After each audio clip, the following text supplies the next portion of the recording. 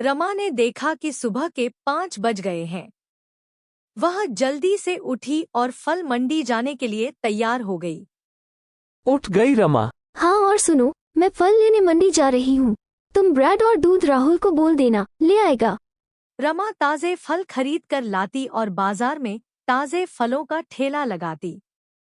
सभी ग्राहक जानते थे कि रमा बड़ी मंडी से ताजे फल लाती है, इसलिए सुबह सुबह रमा के ठेले पर फल खरीदने के लिए भीड़ लग जाती थी। 1 किलो सेब, संतरे, केले और हाँ, आधा किलो अमरूद और अंगूर भी दे दो। 1 किलो पपीता भी निकाल दो। हाँ हाँ, अभी कर देती हूँ। तभी एक महिला रमा के पास आती है, जिसका नाम सीमा था। वह सुबह टहलने के लिए निकलती थी। सीमा का नियम था कि वह रमा से ताजे फल लेकर ही घर जाती थी। रमा, मैंने तुमसे आम बोले थे, लाई हो क्या? हाँ हाँ सीमा दीदी, आपके आम मैंने पहले ही अलग रख लिए थे। ये देखो, ताजे ताजे आम। अरे वाह, इन आमों को देखकर तो मेरे मुंह में पानी आ रहा है। वैसे कुछ भी कहो, सुबह सुबह के ताजे फलों की खुशबू अलग ही होती है, जो पूरे बाजार में सिर्फ तुम्हारे ठेले पर ही मिलती है। मुझे लगता है तुम बहुत मेहनत से सुबह सुबह बड़ी मंडी से ताजे फल लाती हो। कितने बजे उठ जाती हो रमा? सीमा दीदी, रात को देर से सोती हूँ, और आप तो जानती ही हो, राहुल के पापा की तबीयत ठीक नहीं रहती।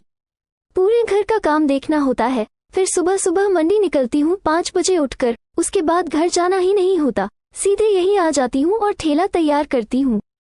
और कोई फल चाहिए, दे दूँ क्या? और आज आप अकेली आई हो? अक्सर तो आपके साथ रोहन भैया होते हैं। आ जाएंगे बोल रहे हैं से मैंने माँ को बुला लिया है। अकेली होती हूँ ना, घर पर तो मन ही नहीं लगता। एक काम करो, मैं तुम्हें फल बता देती हूँ। क्या तुम रोजाना मेरे घर पर ताजे फल दे सकती हो? अब चला नहीं जाता, पैरों का ऑपरेशन करवाना ही पड़ेगा। हाँ हाँ, आप चिंता मत करो सीमा दीदी, मैं रोजाना सुबह सुबह ताजे फल आपके घर पहुँचा दिया करूँगी। इस हालत में आप अपना ख्याल रखो, और किसी भी चीज की जरूरत हो तो मुझे वो भी कह देना, मैं ला दिया करूँगी।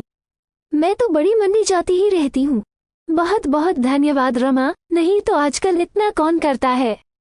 ठीक है, अब मैं चलती हूँ, ये मेरा फोन नंबर है, मैं तुम्हें फल बता दिया करूँगी, तुम पहुँचा दिया करना। ठीक है दीदी, इसमें अपना नंबर आप खुद ही डाल दो, मुझे डालना नहीं आता। हाँ हाँ, लाओ।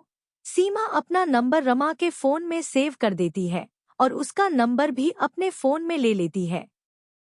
सीमा रमा को फोन पर बता देती थी कि उसे फल में क्या चाहिए। हेलो, हाँ सीमा दीदी, ठीक है, मैं अभी ठेले पर पहुँचूंगी ना, तो पहले आपके फल ही अलग करके दे जाऊंगी, उसके बाद ठेला लगा लूंगी। तुम्हारे ये फल वाली बहुत अच्छी है, बेचारी रोजाना सुबह सबसे पहले तुम्हारे फल अलग करके दे जाती है।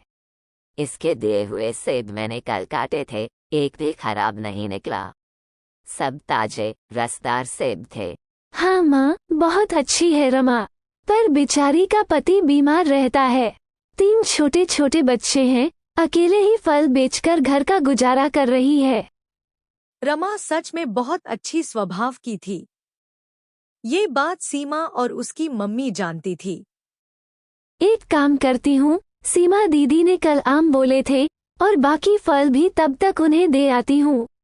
आज उनका फोन भी नहीं आया, उन्हें लगा होगा कि मैंने बारिश के चलते फल नहीं लगाए होंगे। पर वह देखती है कि सीमा की तबीयत बहुत खराब है और जिस डॉक्टर से उसका इलाज चल रहा है वह उसका फोन नहीं उठा रही है। अस्पताल में भी कोई फोन नहीं उठा रहा, जिस वजह से सीमा और उसकी मम्मी बहुत परेशान हो रहे थे। मम्मी, कोई भी फोन नहीं उठा रहा, मेरा दर्द बढ़ता जा रहा है, मुझे लग रहा है मेरा पेन शुरू हो गया है। मुझे भी यही लग रहा है कि तुम्हारे पैर का दर्द शुरू हो गया है। एक तो बारिश में कोई कैब भी बुक नहीं हो रही है। आंटी जी, आप चिंता मत करो, यहाँ थोड़ी दूरी पर ही मेरे जान पहचान वाले एक ऑटो वाले भैया रहते हैं, मैं अभी उन्हें लेकर आती हूँ।